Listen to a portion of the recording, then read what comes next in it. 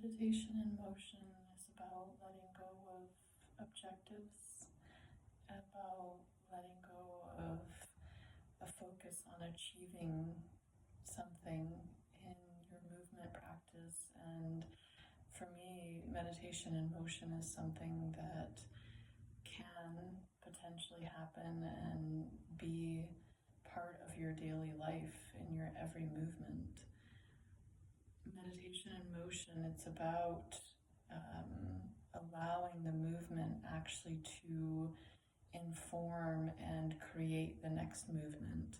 If you've ever allowed yourself to let go of, oh, I need to get a really good workout, or I need to do cardio, or I need to strengthen these particular muscles in this workout, and let yourself actually let the movement emerge, it's a completely different tone.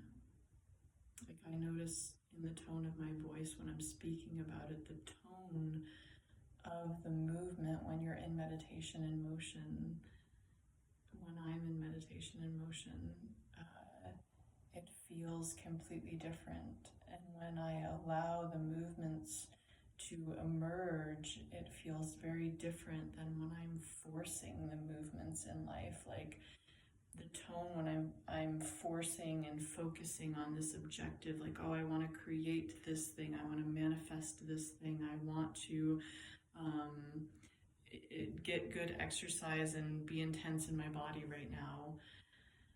When I let go of those, there's a shift in tone.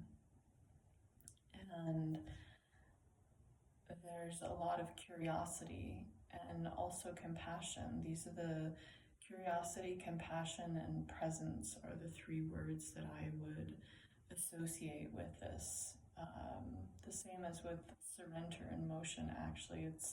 It's really the same thing of opening into what is emerging right now. And it requires curiosity, what emerges right now could actually be something different than I've ever done before. And what would that potentially look like? When I look back sometimes when I'm doing contact improvisation dance or meditation in motion or authentic movement, I'll be like, oh my God, how did I just do that? If I tried to do that, I don't think that my body would be capable of doing that if I set the intention to actually do that thing again that just happened. And so it's getting curious, what might possibly happen next? What might I do next? And then the presence is allowing yourselves to be in this tone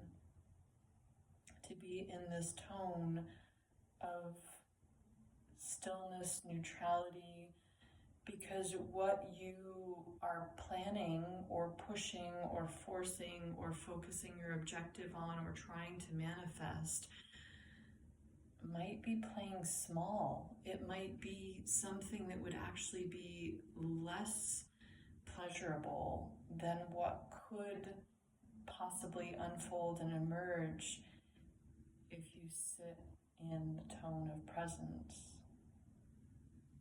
And then the compassion piece is letting go of needing to feel valuable, letting go of stories around what makes you a good human, letting go of the stories about what you have to do to be responsible in this moment.